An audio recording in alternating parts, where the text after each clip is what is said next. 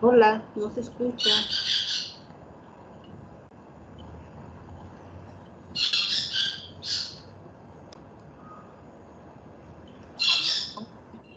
Ya.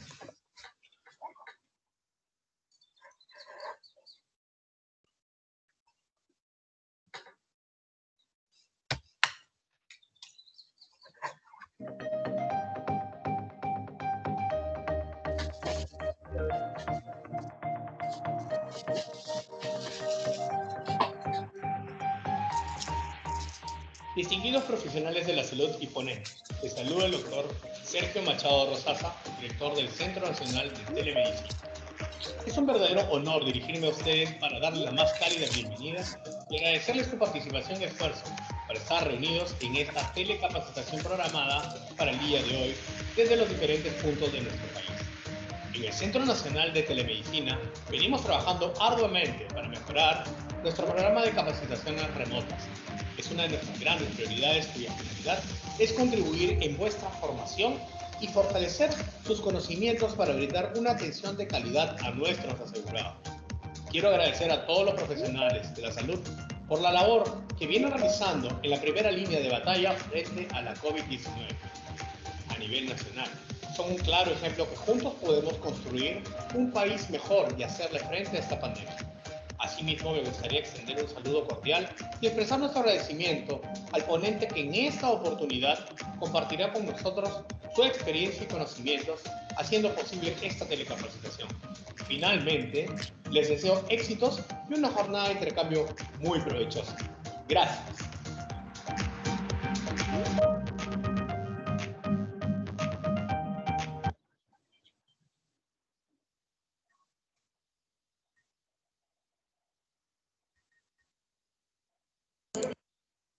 Por favor, a todos los participantes cerrar su micrófono.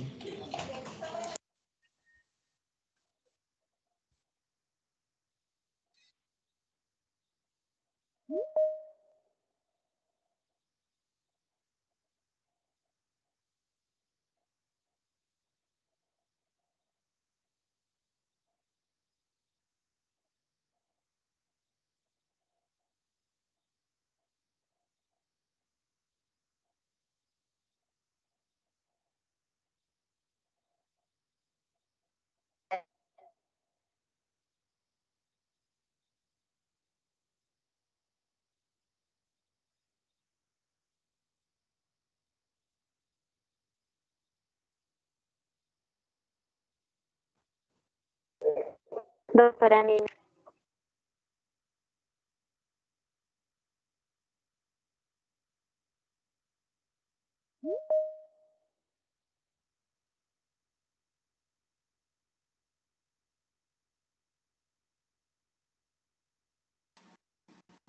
Hola.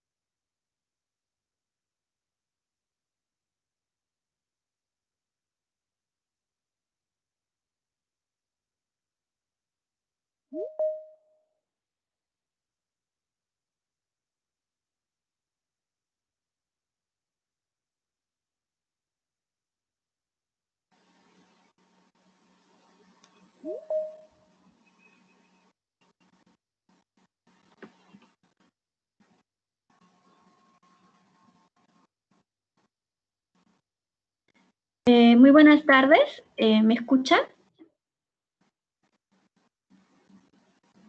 Hola. Sí, Ah, ok, ya sí se disculpa. escucha. Problemas Sí, doctora, con... sí se escucha. Adelante. Gracias. Sería Margot, te desconecto. Ok, bien, empezamos. Buenas tardes, soy la doctora Ninosca Rojas, hematóloga del Hospital Rebagliati. En esta oportunidad, bastante contenta de poder presentarles quizás algo de poca experiencia. En realidad, todos sabemos que esto es una enfermedad bastante nueva y a medida que hemos ido avanzando con los meses, hemos ido aprendiendo cosas nuevas y de hecho, en pediatría, pues las cosas han ido evolucionando conforme a la información que hemos venido teniendo tanto de afuera y también ya con la experiencia nuestra, ¿no? En esta oportunidad voy a hablar acerca de las implicancias hematológicas en COVID-19 y pediatría, ¿no? Más o menos, hasta marzo o abril de este año, el CDC chino, que hizo una revisión de 72,000 casos, encontró que solamente el 1% de sus casos fueron niños y adolescentes. El CDC de Corea del Sur, que es uno de los países que sabemos que toma más pruebas a su población, hasta el 20 de marzo había informado aproximadamente que había un 1.1% de pacientes COVID positivos de 0 a 9 años y un 5.2% en niños mayores, ¿no? De 10 a 19 años respectivamente. En el Perú, en el 26 de abril de este año en curso, ya se habían diagnosticado más o menos 27,517 casos, y de los cuales 4 ya eran niños y un adolescente, ¿no? Ya para agosto del 2020, hace unos días, nos informaron que teníamos ya 23,000 niños positivos, haciendo una tasa de un 3% aproximadamente, y de estos 81 fallecidos, haciendo una tasa de mortalidad de un 0.35% en nuestro medio. No es una tasa despreciable. ¿Cómo es la presentación clínica, no? Para poder un poquito entender o tratar de enfocarnos en la parte hematológica, bueno, es importante conocer la clínica en estos pacientes, ¿no? La mayoría de pacientes, ojo, la mayoría de pacientes presentan fiebre y tos y felizmente no requieren ninguna atención hospitalaria, ¿no? Sin embargo, estos niños infectados, si bien es cierto, no pueden presentar síntomas virales típicos del tracto respiratorio superior, estos niños pueden propagar fácilmente la infección incluso sin permanecer asintomáticos. La presentación clínica de estos pacientes, hasta abril de este 2020, habíamos tenido solamente 11 estudios publicados con respecto a las características clínicas. Pero ya para junio del 2020 tenemos una revisión sistemática, que es una de las más grandes que están publicadas a la fecha. Esto lo hizo el Hospital de Houston, en Texas, donde se juntaron 780 casos pediátricos, ¿no? Podemos darnos cuenta aquí que los pacientes asintomáticos solamente están en el 19%, ¿no? Es decir, los pacientes pediátricos, la gran mayoría van a tener síntomas probablemente van a ser subclínicos o leves, de los cuales la mayoría van a presentar fiebre, en un 59%, tos, rinorrea, congestión nasal, mialgias, fatiga, dolor de garganta, son los menos frecuentes, ¿no? También se asocia con sintomatología digestiva, vómitos, náuseas, diarreas, entre un 5 y 6% aproximadamente. A diferencia de los adultos, estos no presentan tantos problemas de eritema faríngeo, dolor de cabeza y mareos, los cuales se reportan más en adultos, ¿no? Con respecto al grupo etario, más o menos la edad promedio, la mediana de edad en 8.9 años la presentación. Con respecto al género, el masculino, ligeramente mayor que el femenino, 55%. La mayoría de estos niños fueron contagiados en casa por sus familiares. Algunos reportaban viajes a lugares endémicos. Otros, la gran mayoría se hizo obviamente detección PCR por hisopado nasofaringio, y en un buen grupo se hizo también diagnóstico en hisopado, en heces, ¿no? En PCR en heces. Bien. Con respecto a la edad y severidad, se mostró en este otro estudio, es un estudio chino, en los cuales la gran mayoría de pacientes, si bien es cierto, tienen entre presentación leve y asintomática, más o menos un 38% son pacientes que hacen sintomatología moderada y aproximadamente un 5.8% hacen una presentación severa a crítica, ¿no? ¿Y quiénes son los que presentan esta severidad? Son los niños menores de 1 año y el otro grupo etario de 1 a 5 años, ¿no? Es decir, si tenemos pacientes menores de 1 año, estos van a tener más propensión a hacer sintomatologías severas, críticas. Y entre 1 a 5 años también están en riesgo estos pacientes. Si bien es cierto, la edad no se ha considerado un factor de riesgo, pero sí tenemos que tener en cuenta que en estos pacientes hay mayor predisposición a tener eventos o desenlaces más severos. Bueno, esta es una curva del CDC en la cual hemos visto que el reporte de pacientes pediátricos ha ido pues en ascenso, ¿no? Y esto solo fue hasta abril del 2020, y ya para estas fechas pues la curva es más ascendente. Tenemos que también distinguir las formas de gravedad de los COVID-19 en pacientes pediátricos. Y hay definiciones establecidas, por ejemplo, esta definición la saqué de la Sociedad Canadiense Pediátrica. La enfermedad leve es una infección que puede ser asintomática o con síntomas muy, muy leves del tracto respiratorio durante un periodo corto. Estos pacientes obviamente no requieren oxígeno, no tienen patrones radiográficos anormales, ni mucho menos evidencia de sepsis. La enfermedad moderada ya son síntomas que el paciente tiene, ojo, fiebre.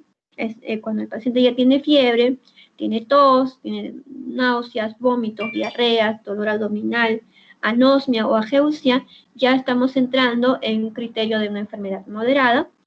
Puede haber signos de mayor trabajo respiratorio, siempre es importante preguntar a la mamá si se cansa cuando lacta, o si el paciente está agitado, o respira más rápido, o tiene problemas para respirar. Puede haber ya signos de hipoxemia, podemos encontrar neumonía en la placa de tórax, pero no estamos en sepsis. Cuando hablamos de formas severas, ya el paciente tiene una franca dificultad respiratoria, puede haber alguna disfunción orgánica, ¿no? O también el paciente puede estar más letárgico, pueden haber síntomas intestinales mucho más severos, diarreas más profusas, puede haber disfunción de la coagulación, puede haber dabdomiolisis, que es lo que también se ha observado, u otra disfunción de órganos vitales. Este es un paciente que obviamente requiere hospitalización, requiere ya una intervención más intensiva, una intervención más especializada, y un paciente crítico ya es un paciente que tiene una progresión rápidamente progresiva de la enfermedad. Este paciente definitivamente ya requiere ventilación mecánica, está en shock séptico, está hipotenso, hay insuficiencias orgánicas, puede haber falla hepática, puede haber falla renal, puede haber falla cardíaca, daño hepático, como les mencionaba, y una gran coagulopatía, ¿no? Entonces ya estamos entrando ya acá a un enfoque hematológico del paciente.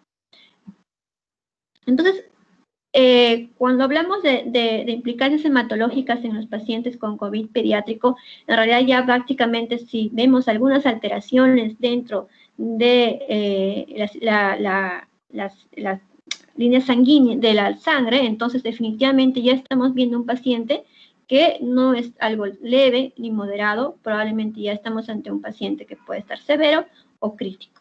Las complicaciones más frecuentes que atañen al punto de vista hematológico, lo vamos a ver, que es la coagulopatía de consumo, o también el síndrome inflamatorio multisistémico que está asociado al COVID, que vamos a ir desarrollándolo más adelante.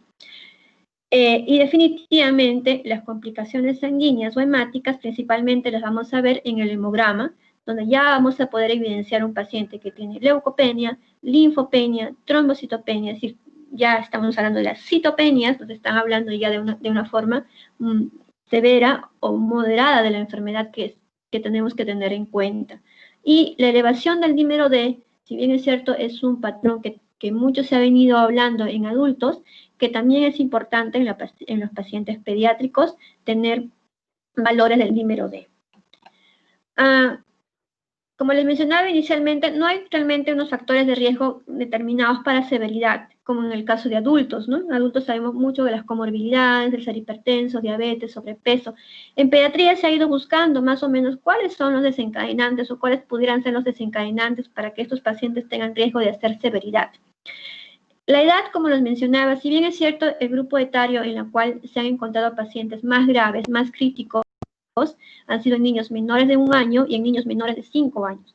No se ha podido determinar que realmente este sea un factor de riesgo, sin embargo, es importante tener en cuenta que estos pacientes sí pueden desarrollar casos severos de COVID-19.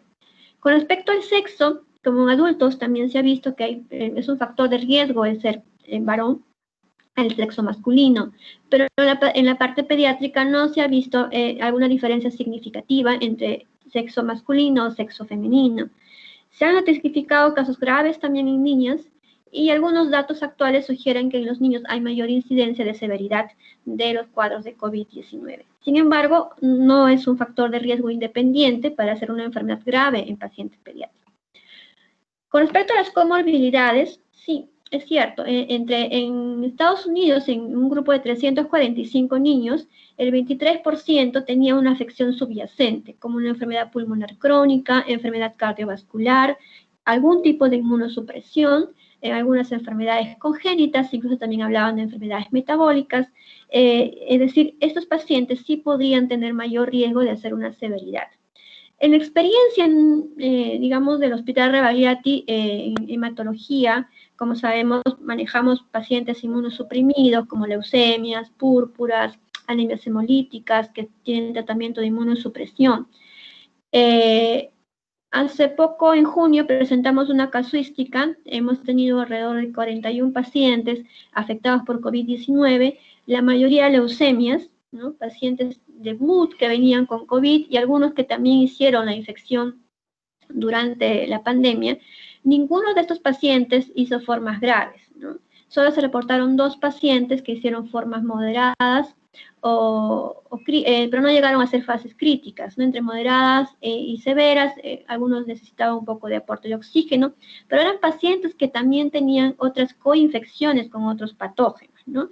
Entonces, no podríamos saber realmente si el desencadenante de severidad fue el COVID o fue la otra patología o el otro germen que estuvo asociado con este cuadro.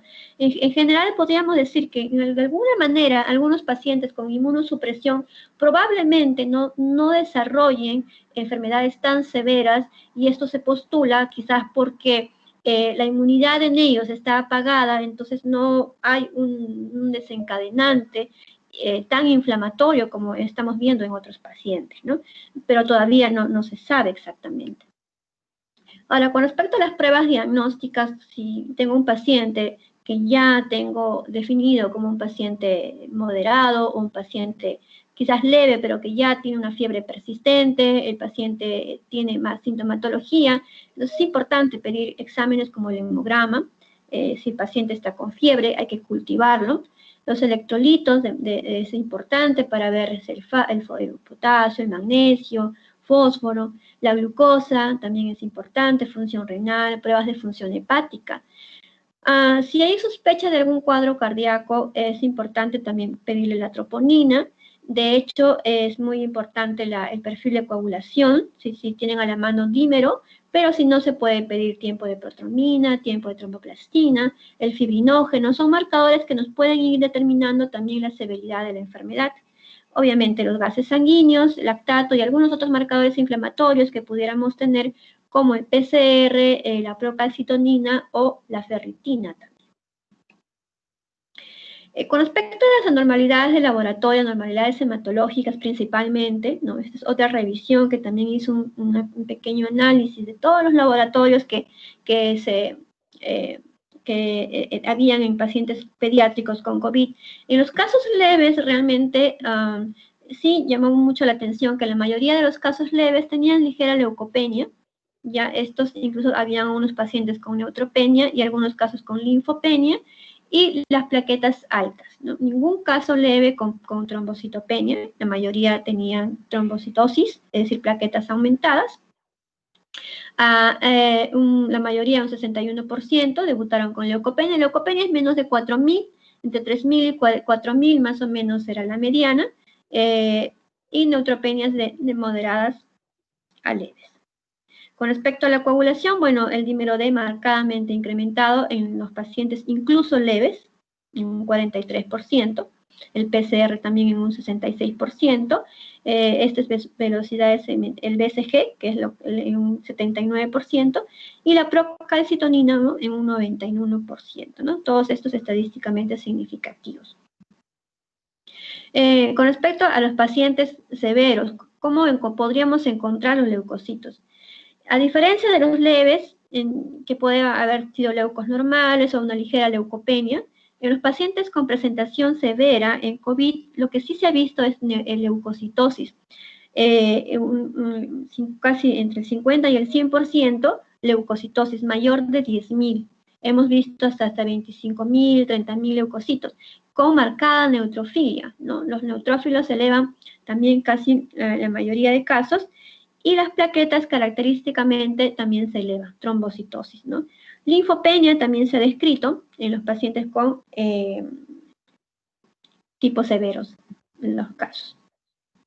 Aquí también tenemos los pacientes que hacen este síndrome inflamatorio multisistémico, que en realidad es la fase más severa del COVID-19. Aquellos pacientes que presentan este síndrome característicamente tienen linfopenia, ¿no?, que es lo más significativo, más que los leucocitos y que los neutrófilos. Un marcador importante de severidad es la linfopenia, perdón. La mayoría debutó con linfopenia, ¿ya?, siendo significativo, es decir, tenían menos, o sea, 11% de linfocitos, a diferencia de los COVID que no tenían cuadros muy graves, tenían 41% de linfocitos, y los que tenían síndrome inflamatorio multisistémico oscilaban en un promedio de 11% de linfocitos, es decir, linfopenia, ¿no?, menos de 1.000 linfocitos. Entonces es importante evaluar la parte laboratorial, porque vamos a ver grandes cambios laboratoriales, ¿no? Cuando estamos ante un paciente complicado, un paciente que está en la fase severa, estos pacientes definitivamente hemos hablado, puede haber también trombocitosis, pero también puede haber trombocitopenia. En casos también hemos visto trombocitopenia, tienen elevado el tiempo de protrombina, porque ya hay falla hepática. Como mencionaba inicialmente, hay un recuento muy reducido de los linfocitos, ¿no?, que es algo bastante notorio en los pacientes con severidad. Los neutrófilos están bien incrementados, notoriamente pueden llegar a más del 90% de neutrófilos, es decir, una gran neutrofilia con gran leucocitosis en su mayoría. Bien. Hablar un poquito de coronavirus y la hipercoagulabilidad, es decir, esta es una de las implicancias hematológicas que hemos visto en estos pacientes. Sabemos que la triada de Virchow tiene que ver la parte endotelial, o sea, vascular, la éstasis y si uno de estos hay un desbalance, hay una lesión endotelial o hay un problema en la éstasis, entonces vamos a tener un estado hipercoagulable. Se dice que el COVID-19, dentro de sus manifestaciones hematológicas, predispone al paciente a un estado hipercoagulable. ¿Por qué? Porque se ha visto que en estos pacientes hay cambios en los factores protrombóticos circulantes en estos pacientes con COVID grave o severo. Se ha encontrado un factor 8 elevado, se encuentra el fibrinógeno elevado y también micropartículas protrombóticas circulantes, como el dímero D, ¿no? O algunas otras degradaciones del plasminógeno. Entonces, esos pacientes, de hecho, por tener todos estos factores, tienen más tendencia a hacer cuadros tromboembólicos. Es por eso que en algunos pacientes, en adultos, se ha demostrado la eficacia de las anticoagulaciones tanto profilácticas o terapéuticas en pacientes con COVID grave, crítico o severo. Entonces, en el paciente pediátrico también se ha observado algunos factores protrombóticos circulantes. Sin embargo, se ha observado que hay niveles elevados de dímero D que sí se correlacionan con gravedad de la enfermedad. A mayor dímero D, mayor gravedad. Sin embargo, también se ha visto que algunos niveles muy altos de dímero D pueden ser comunes en otras enfermedades. Por eso es importante tener mucho la presentación clínica del paciente. Del mismo modo, se han visto también hemos visto anticuerpos antifosfolipídicos que prolongan el tiempo de tromboplastina, es decir, como el anticoagulante lúpico, es un anticuerpo muy parecido, que también se ha encontrado en este tipo de pacientes, que también se pueden encontrar en distintas infecciones virales, pero más a menudo pues son transitorios, ¿no? Estas anomalías predominantes pues sugieren un estado de hipercoagulabilidad y son consistentes con un mayor riesgo de tromboembolismo endovenoso, ¿no? Algunos expertos calificaron que este estado como un estado de tromboinflamación o también lo han denominado como una coagulopatía asociada a COVID-19, ¿no? Aún la patogénesis no se conoce realmente, ¿no? Pero ¿qué es esta coagulopatía asociada a COVID? Esta coagulopatía es muy parecida a la coagulopatía intravascular de consumo que conocemos, que está asociada básicamente en pacientes sépticos o con fallas hepáticas. En esos pacientes vamos a encontrar elevaciones en los niveles de fibrinógeno y dímero D. Es la diferencia que hemos encontrado en este tipo de coagulopatías, ¿no? En la coagulopatía intravascular de consumo, lo que tenemos más bajo es el fibrinógeno, tenemos hipofibrinogenemia, pero no se ha visto esto en los pacientes con COVID-19, sino al contrario, tienen hiperfibrinogenemia, y eso también considera un estado protrombótico, y de hecho que se va a correlacionar más con marcadores inflamatorios, ¿no? También se prolonga el TTPA, se prolonga menos que el TP. El TP es el que más se prolonga, probablemente porque hay daño tisular hepático. La trombocitopenia, como hemos visto, puede ser leve a menudo, pero ya en pacientes hemos visto también trombocitopenias muy severas, pero lo que más frecuentemente vemos en este estado hipercoagulable son las trombocitosis, ¿no? Entonces tenemos varios estados que promueven que podrían promover la trombosis en estos pacientes: el fibrinógeno alto, el dímero D alto, la trombocitosis. Todos estos parámetros inflamatorios condicionan más a trombosis en estos pacientes. Por eso es que se le llama un estado de tromboinflamación. Algunos pacientes también pueden desarrollar una coagulopatía que podría estar muy parecida al CID, ¿no? Pueden hacer trombocitopenias, pueden hacer también elevaciones del dímero y disminución del fibrinógeno que les comentaba.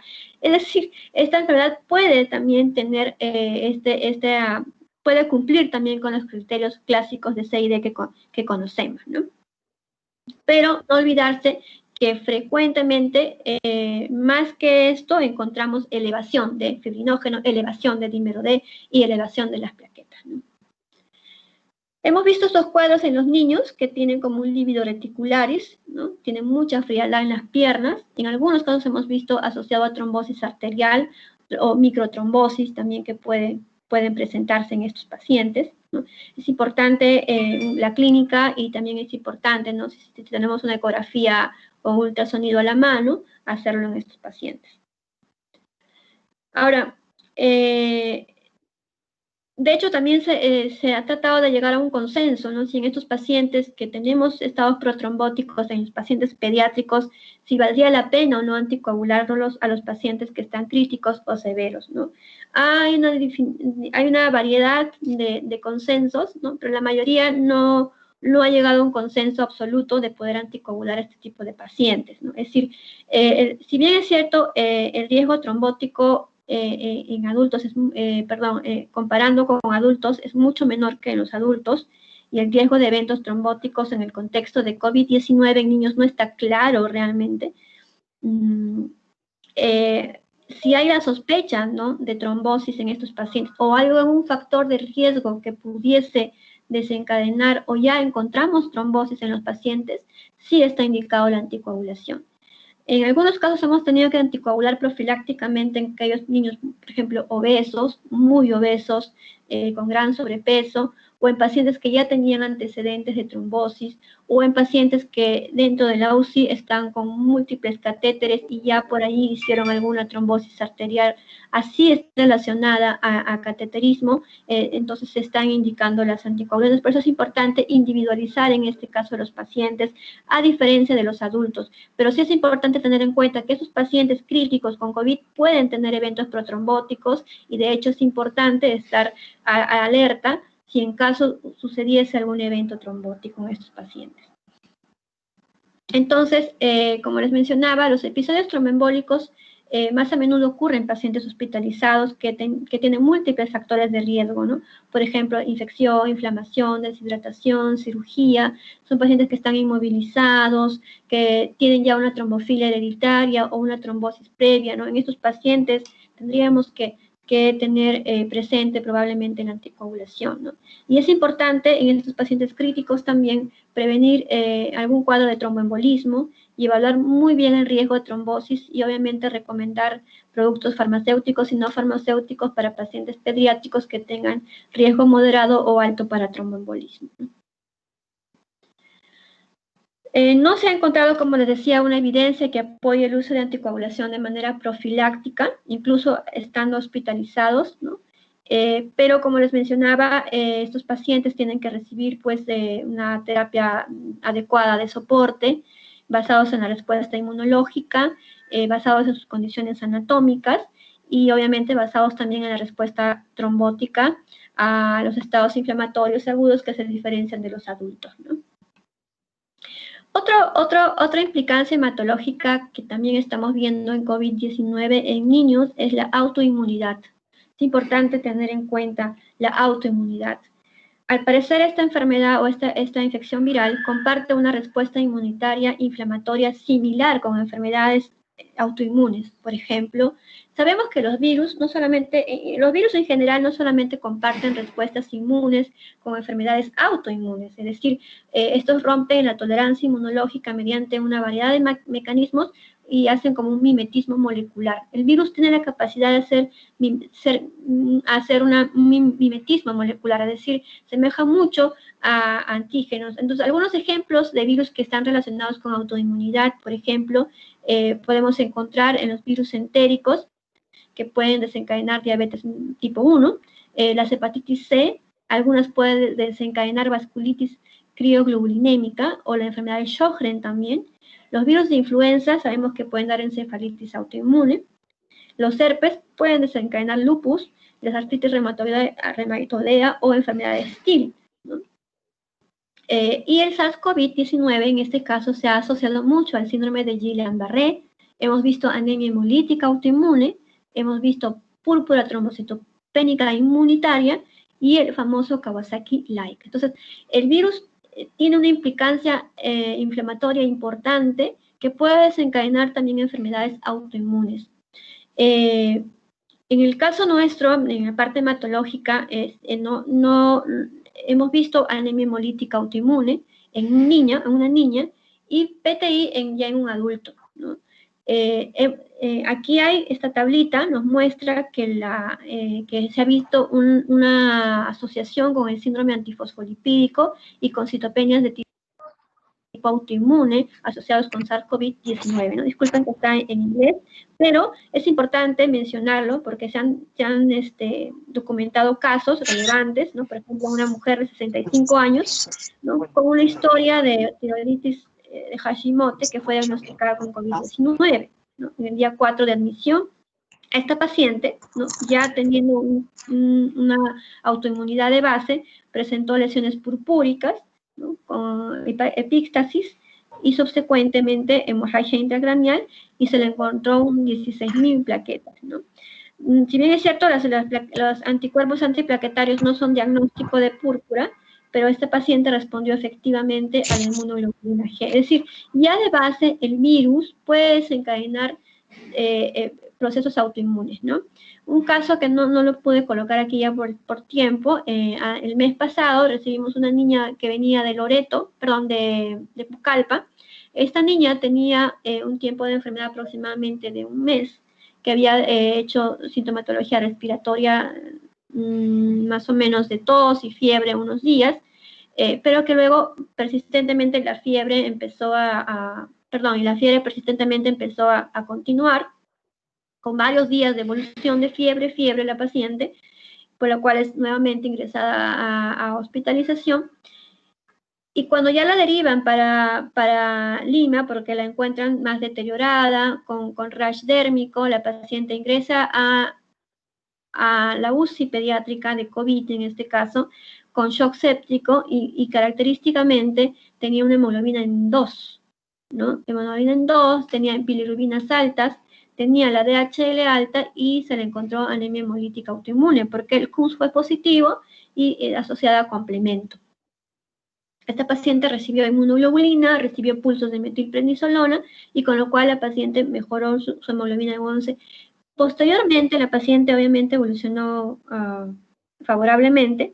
Ella se la catalogó como un síndrome inflamatorio multisistémico con autoinmunidad, en este caso con anemia hemolítica autoinmune, pero ya en la salida del síndrome inflamatorio, la paciente empezó a negativizar los CUMS, ¿no?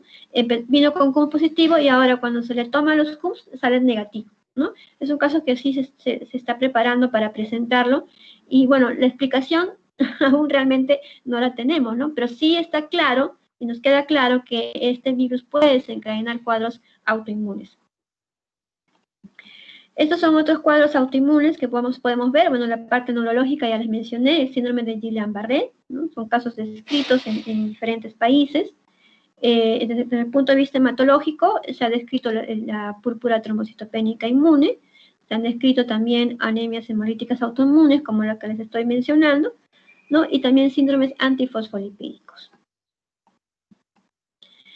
Bien, entrando al síndrome inflamatorio multisistémico asociado a COVID-19 y histiolinfohemafagocitosis, ¿no? Es importante tener presente este cuadro porque, de hecho, que ha ido evolucionando. Inicialmente se le conocía como Kawasaki-like, luego se le denominó PIMS, y actualmente se le conoce como MIST, asociado a COVID, que es el síndrome inflamatorio multisistémico, que puede ir de la mano con el síndrome de histiolinfohemafagocitosis. En abril de este año, el Reino Unido nos alertó de un síndrome que recientemente reconocido como una inflamación multisistémica grave, ¿no? Con características muy similares a los que se encontraban en niños con enfermedad de Kawasaki o el síndrome de shock tóxico, ¿no? Este nuevo síndrome fue asociado temporalmente con COVID, con el desarrollo de síntomas típicamente entre las tercera y cuarta semana después de que haya pasado el cuadro de COVID-19. Esto es una respuesta tardía al COVID-19. El primer estudio publicado de pacientes con este síndrome inflamatorio multisistémico se describió en el Reino Unido como un shock hiperinflamatorio, ¿no? Y desde entonces ya han ido varias descripciones de estos casos. Los estudios nos han ayudado a mejorar un poco más el conocimiento de este cuadro clínico, que ahora lo denominamos síndrome inflamatorio multisistémico en niños. Ya hay unas definiciones claras. Esta definición la he tomado del CDC. Esta definición, de hecho, tenemos que tener un niño menor de, bueno, en Estados Unidos 21 años, para ellos menor de 21 años son población pediátrica. Tiene que tener criterios clínicos de fiebre, más de 38, asociado a una hospitalización de algún cuadro severo de la enfermedad, que pueden ser 2 o más de las siguientes órganos afectados, que puede ser cardíaco, renal, respiratorio, hematológico, gastrointestinal, dermatológico o neurológico. Tiene que haber evidencia de inflamación en laboratorio, ya sea uno o más de estos siguientes: PCR elevado, BCG elevado, o fibrinógeno, o procalcitonina, o el dímero D, la ferritina, el DHL, o interleuquina 6, bueno, acá no dosamos interleuquina 6. Otro parámetro que también se usa son los neutrófilos elevados, como les mencionaba. Las linfopenia también está dentro del criterio de este MIS, y la hipoalbuminemia. También tenemos que tener como cuarto criterio un laboratorio o una evidencia epidemiológica de COVID. Ahora, también se han descrito estos cuadros en pacientes que han salido PCRs negativos e incluso pruebas rápidas negativas, pero estando en el contexto, en la coyuntura, lo hemos asociado a COVID-19. Pero sí, dentro de este criterio está que tenga ya sea serología, ya sea el PCR, ¿no? De antígeno, o que el paciente haya tenido una exposición a COVID-19 dentro de las 4 semanas previas al ataque de los síntomas, ¿no? Por eso que les mencionaba, en algunos casos de los pacientes hemos tenido PCR negativos, pruebas rápidas negativas, pero sí tener la historia de haber estado en exposición. Y obviamente, quinto lugar, donde no haya otra alternativa diagnóstica, ¿no? Aquí esto es un cuadrito que representa mejor los criterios diagnósticos, ¿no? Esos pacientes que generalmente tiene fiebre, tiene mialgias, tiene los ojos inyectados. Podremos encontrar linfadenopatías, es decir, ganglios, hay una estomatitis, hay una inflamación de todas las mejillas con eritema, puede haber descamaciones de la piel.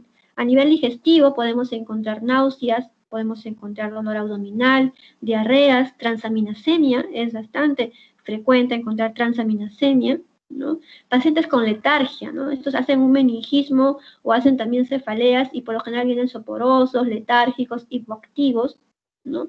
Y hemos hablado de los marcadores inflamatorios clásicos, el PCR, la BCG, la ferritina, es importante, la DHL, el fibrinógeno, la procalcitonina, el CPK y los dímeros D, por lo general están elevados. Puede haber compromiso cardíaco, ¿no? En algunos casos que se ha visto aneurisma de las coronarias, es por eso que se ha asociado al Kawasaki, ¿no? Pero la mayoría de pacientes, bueno, hasta el momento de los que hemos visto, felizmente la mayoría no ha tenido compromiso cardíaco.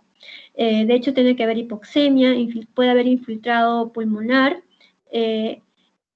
Característicamente hemos visto trombocitosis, pero también se puede encontrar trombocitopenia, neutrofila y linfopenia, ¿no? Que son característicamente signo de severidad, hiponatremia, falla renal, ¿no? Entonces, esto más o menos nos ayuda a orientarnos cómo es que un paciente puede catalogarse como un síndrome inflamatorio multisistémico.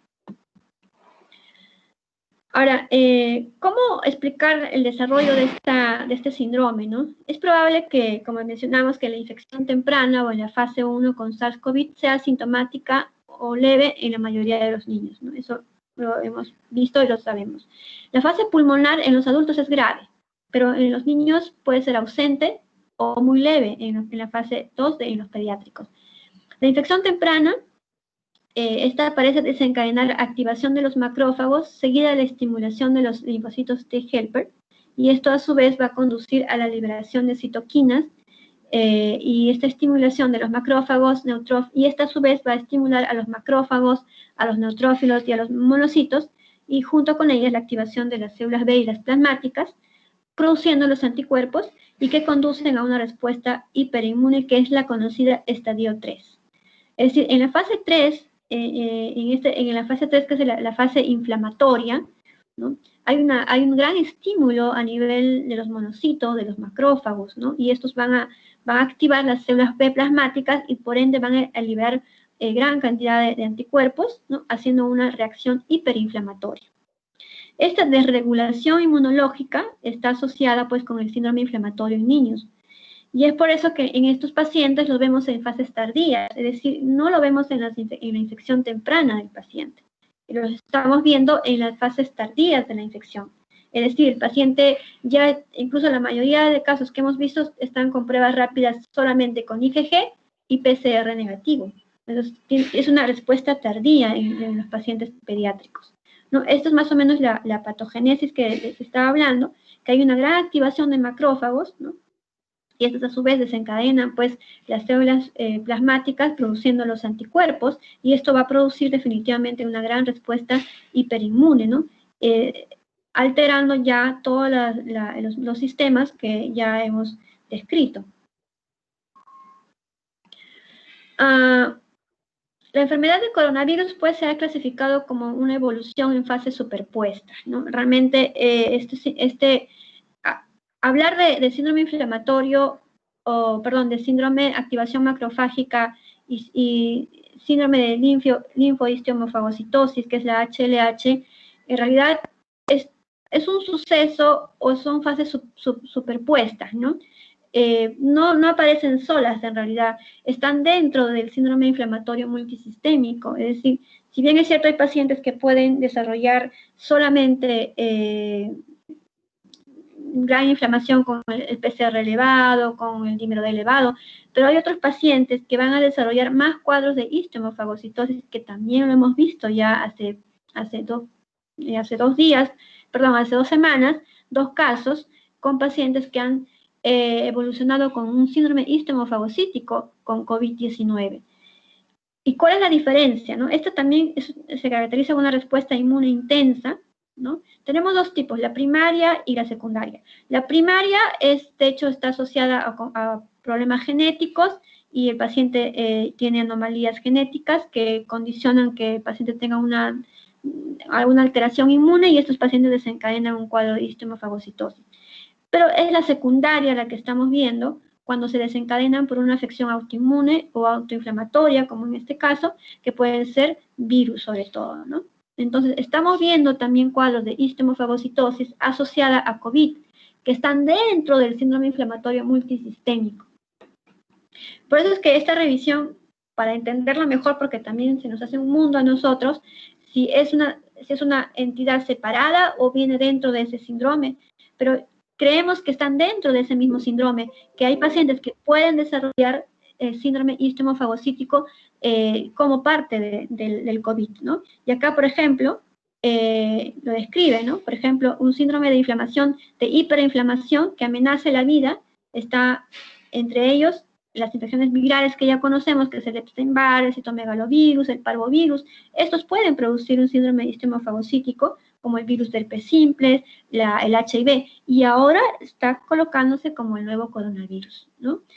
Otras entidades, las leucemias, los linfomas, las artritis, los problemas reumatológicos, otras infecciones que también pueden producir HLH, pero ya dentro de nuestro contexto estamos viendo asociado a COVID-19. Estos son los famosos criterios de HLH, es decir, cuando yo sospecho de un paciente me está haciendo un cuadro de histiohemofagocitosis. Cuando el paciente obviamente está críticamente mal, tiene una fiebre muy persistente, voy a encontrar visceromegalia, también vamos a encontrar hepatoesplenomegalia, o sobre todo esplenomegalia, ¿no? Citopenias, ya no quizás neutrofilia, linfocitosis, leucocitosis, trombocitosis, ¿no? Sino el paciente ya se está yendo a las citopenias más profundas. Anemias, la anemia, bueno, sabemos que puede estar en todos lados, pero lo que más llama la atención son pacientes que empiezan a hacer plaquetopenia, neutropenia, ¿no? Ya tenemos ahí 2 citopenias importantes, y hay que complementar los estudios, aumentan los triglicéridos, ¿no? Porque aumenta la degradación de los macrófagos, disminuye el fibrinógeno, hay hipofibrinogenia, y de hecho es importante la médula ósea, donde podemos encontrar fagocitosis, que también nos ayudan a colaborar con los criterios, y la ferritina, que es la que tenemos a la mano. Las ferritinas, más de 500, incluso más de 2000, ya nos estaría hablando de un criterio clásico de histiohemofagocitosis, ¿no? Estas son todas las pruebas que yo tengo que complementar a mi paciente que viene con un cuadro grave, severo, crítico, ¿no? Toda la batería de análisis que tengo que pedirle. bueno, casi ya para terminar, podríamos decir que estas entidades, tanto la HLH como el síndrome de activación macrofágica, que son muy similares, vienen a ser respuestas inmunológicas retardadas, como les decía, ¿no? Son respuestas que ya están en pacientes prácticamente convalecientes, en teoría. Y lo mismo, ¿no? El síndrome de inflamatorio multisistémico asociado a COVID puede cursar con características muy consistentes con la histomofagocitosis. Estos son cuadros que pueden ir juntos y que también pueden haber características consistentes con Kawasaki, ¿no? Entonces, la entidad es bastante variable y es importante entender, ¿no?, que puede existir una sobreposición de ambas entidades en un mismo paciente. El manejo definitivamente tiene que ser multidisciplinario, ¿no?, en conjunto con pediatría, hematología, con reumatología, con los intensivos, con inmunología, y en la práctica puede ser considerado, en nuestra parte, que el estudio de médula ósea, pues, como una herramienta que nos ha ayudado a complementar en los pacientes con pancitopenias moderadas, severas, que vienen en estos pacientes con COVID, ¿no? Como les mencionaba, en el hospital ya vamos viendo un promedio de 4 a 6 casos que debutaron con grandes compromisos hematológicos, y 2 de estos ya fallecieron, y felizmente 4 están evolucionando, bueno, unos que ya evolucionaron bien, y otros que todavía están saliendo. Una niñita que se le necrosó toda la manito, los deditos, ella hizo un estado protrombótico muy severo, se le necrosó 3 deditos, obviamente ella sí estuvo con anticoagulación terapéutica, se pudo salvar gran parte de sus miembros, ¿no? Y finalmente, ¿cómo manejar a estos pacientes? Bueno, si bien es cierto, no es el tema del manejo de síndrome inflamatorio, pero bueno, prácticamente ahorita no hay nada estandarizado con respecto al manejo, pero lo que sí se puede dar y recomendar son el uso de inmunoglobulinas, de corticoides, que puede ser metilprednisolona. Algunos están viendo el tema de los anticitoquinas, como el tocilizumab, que si bien es cierto no hay mucha experiencia en la parte pediátrica, no lo recomiendan en realmente uso de agentes inmunomoduladores en niños, porque no hay una data suficiente como para poder demostrar, ¿no? En algunos casos se está viendo que la anakinra está dando mejores resultados en pacientes con HLH y COVID, pero a la larga todavía esperamos tener más datos del manejo de estos pacientes, ¿no? Bueno, muchas gracias, ¿no? Espero haya podido comprender, y si tienen alguna pregunta, estoy encantada de poder resolverlas.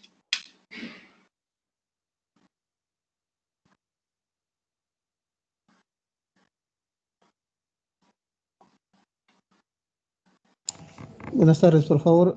El que quiera intervenir, abra su micrófono y luego lo silencia. Gracias.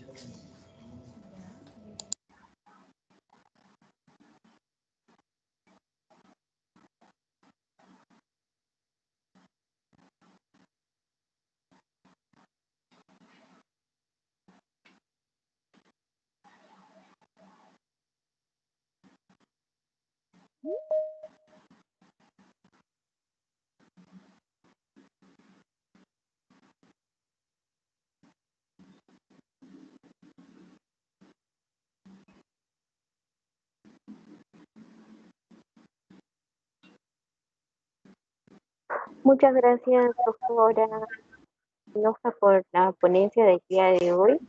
Invito a los participantes a que puedan realizar sus preguntas u opiniones que lo pueden hacer activando su micrófono.